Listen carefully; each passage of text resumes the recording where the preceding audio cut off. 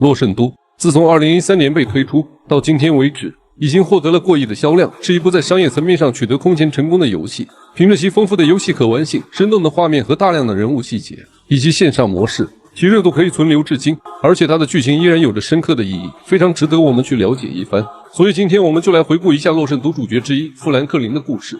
富兰克林出生于20世纪70年代，在他出生前，他的父亲就抛弃了他的母亲。富兰克林的母亲在生下他不久后去世，富兰克林只能和他的姨妈生活。但是因为富兰克林在少年时期非常叛逆，在他少年时和好友拉玛以及女友卡妮莎一起上学，但是富兰克林在上学时总是打架斗殴，所以被学校开除。离开学校的富兰克林从此过上了帮派生活，并且还抢过一家小型银行。他第一次抢劫抢了2000块，但是因为钱上的防盗颜料使得这些钱全部成为了废纸。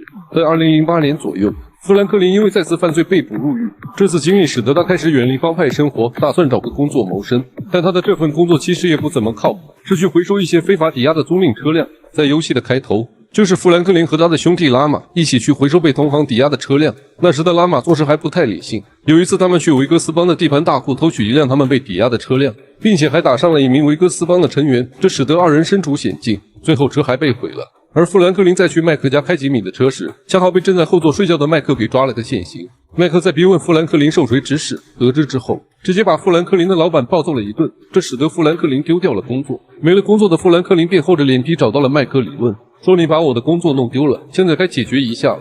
麦克看这小子还挺机灵，毕竟砸人饭碗如杀人父母。况且这件事情跟富兰克林也没什么关系，他只是个打工的，谁让自己有一个头脑简单的儿子呢？随后麦克便准备带着富兰克林出去转转，看有没有合适他的工作。刚出门，吉米就打电话给麦克，原来是吉米这小子又给麦克惹麻烦了。于是富兰克林就跟着麦克一起去救吉米。回到家后的麦克发现自己的老婆正在和网球教练搞奸情，发现事情败露的网球教练跳窗逃跑。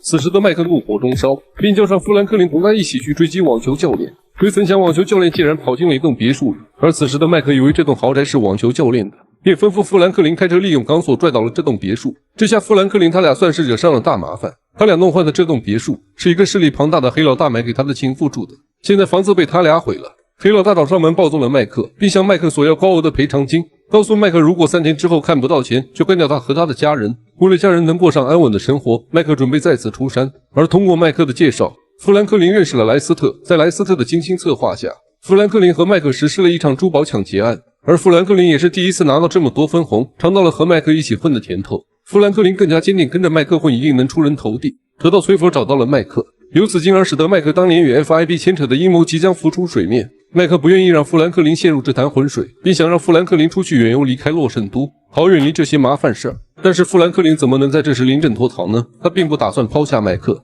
随后 FIB 让麦克去 IAA 大楼劫持 K 先生，富兰克林也参与其中。在这场行动中，富兰克林初次见到了崔佛。事后富兰克林回家时，在门口遇到了拉玛和他的姨妈。拉玛质问富兰克林为什么远离帮派，富兰克林回答道，他不想再次陷入帮派的泥潭之中了，他要去寻找上升的机会。如果你需要我，我随时都在。于是拉玛便拉着富兰克林和崔佛来到了葛洛夫街，参与了一场小型的草药交易。交易起初进行的非常顺利，直到崔佛要求尝尝货。 Out of the break. Now you heard what your boy said. You're leaving. Hey, give me the back. Whoa! What the fuck? Did we ask for a key or a fucking out? 这才发现是假的。随后巴勒斯方面封锁了整个葛洛夫街。看来拉玛这次又给富兰克林惹了个大麻烦。拉玛这个发小虽然很重兄弟情谊，但做事情前往往不会经过大脑思考，经常让富兰克林处于水深火热之处。这次富兰克林和拉玛崔佛经历了激烈的战斗，才得以侥幸逃脱。后来富兰克林还参与了崔佛策划抢劫梅里威瑟的行动。随后莱斯特赶到，才得知这东西是核武器。莱斯特劝说崔佛将这东西赶快还回去，如果不还是要掉脑袋的。无奈几人也只能将这东西还了回去。后来富兰克林通过麦克的介绍，又开始给德凡干起了活，帮这家伙偷一些很名贵的车辆，但这个家伙从来只会给口头好处。富兰克林几人帮他干完活后，最后是1毛钱都没拿到。之后富兰克林又追踪到了崔佛的仇家欧尼尔兄弟，因为生意上的纠纷，之前崔佛干掉了欧尼尔家族的大部分成员，这使得剩下的这些残兵败将准备伺机报复崔佛，这让崔佛恨之入骨。而富兰克林便把他追踪到欧尼尔兄弟的信息告诉了崔佛。之后他还帮助崔佛干掉了欧尼尔兄弟的剩下成员。在佩里托银行抢劫案中，富兰克林驾驶着一辆重型铲车掩护麦克和崔佛撤退。这次银行劫案他们抢到了好几百万，但绝大部分都被 FIB 分走。后来麦克又被崔佛的仇家给绑架，富兰克林十分着急，他找到崔佛问麦克在哪，崔佛说麦克已经被三合会抓走了，他也不知道麦克在什么地方。富兰克林希望崔佛能和他一起去救麦克，而正在气头上的崔佛直接拒绝，于是富兰克林打算独自去救麦克。他找到莱斯特帮忙，定位到了麦克的手机信号，并顺着手机发出的微弱信号找到了麦克，从三合会把他给救了出来。这天富兰克林正在家里看妹妹，突然听到了清脆的门铃声，打开门一看，是富兰克林前女友塔妮莎找到了富兰克林，希望富兰克林能帮忙去救一下拉玛。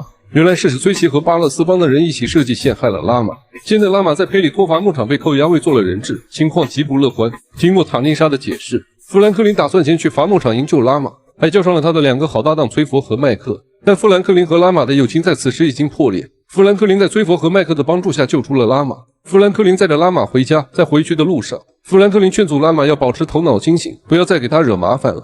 随后富兰克林将拉玛送到家后，拉玛想和富兰克林要一些钱，富兰克林也照着给了拉玛一些，但是拉玛嫌钱少。富兰克林对拉玛这样的反应也很生气，他觉得他救拉玛这么多次，拉玛应该感到感激，还对拉玛说你要是务实一点，也许能做成事儿，但却老想着做白日梦。拉玛希望富兰克林能带他一起混，富兰克林也答应了，但实际上这已经不太可能了。这其实并不是富兰克林不够讲义气，而是他觉得他这发小做事太不靠谱了。而拉玛向富兰克林要钱求助，也并不是他想占富兰克林多大便宜，在拉玛心中，兄弟就应该是共患难共富贵的，所以他觉得富兰克林发达了应该帮帮这个穷兄弟，如果不愿意分享，那么拉玛也不会强求。对他来说，兄弟情谊不应该是因为贫穷或富有而改变，这也使得富兰克林和拉玛越走越远，而大部分原因是因为他们两个的三观不合。对于拉玛来说，他只想过帮派生活，他和富兰克林在帮派的分歧上争吵，这使得他们有一段时间变得疏远了。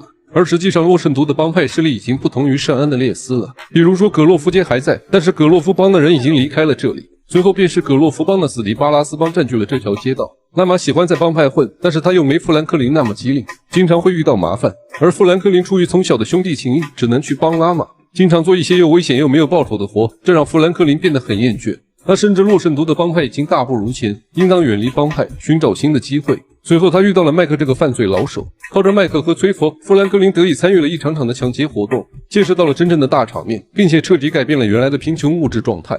但在拉玛看来，什么事情都是兄弟至上，有钱就得一起赚，而不是一个人独享。而富兰克林未必是想一个人独享，他更多是怕拉玛进来牵扯到更多的事情。但无论怎么说，他现在确实是不想搭理这个以前的兄弟了。从某种程度上来说，他更像麦克了。再后来，他又和麦克崔佛抢劫了联邦储蓄银行，得到了一大笔钱。在最终的结局，富兰克林要么为德凡干掉麦克，要么为史蒂夫干掉崔佛，又或者是和所有的敌人进行算账。在 A 结局里，富兰克林和麦克一起设计陷害了崔佛，麦克让富兰克林动手干掉崔佛，但如果富兰克林迟迟不肯下手，随后麦克便会亲自动手。而富兰克林此时并不想让崔佛死，对麦克说道：“那可是你的兄弟呀。”但麦克回应到是崔佛的疯狂和没有分寸导致了他的死。最后麦克以导师的身份给富兰克林上了一课。 Surviving is winning, Franklin. Everything else is bullshit. Fairy tales spun by people afraid to look life in the eye. Whatever it takes, kid. Survive. 而如果选择 B 结局，那么富兰克林会和自己的导师拔枪相对。麦克对富兰克林绝对算得上是真情实意。如果富兰克林选择干掉麦克，那对麦克来说这就是一种报复。当年麦克是崔佛最信任的人，麦克却一次一次背叛了他。如今富兰克林也让他尝尝什么叫做背叛的滋味。但无论如何，麦克罪不至死。即便富兰克林照着德凡做了，他也拿不到德凡的一分钱，麦克的钱他也得不到一分一毫。富兰克林干掉麦克，崔佛和麦克的家庭都会和他决裂，他身边已经没有人了。对了，还有拉玛。但是富兰克林打电话给拉玛，却显示有事敬请留言。但其实 B 结局对富兰克林来说不太可能，毕竟麦克和富兰克林的感情很好，也不是为了钱出卖朋友的那种人。当时麦克被绑架，富兰克林敢一个人去救麦克，足以证明富兰克林对麦克的情谊。而德凡之前就欺骗过富兰克林，答应给富兰克林的钱，最后成了口头支票。在这种情况下，让富兰克林选择站在德凡这边，怎么想都不太可能。而选择 C 结局，这就是最好的结局。富兰克林会主动联系到莱斯特，再调和麦克和崔佛的矛盾，一起解决掉所有敌人。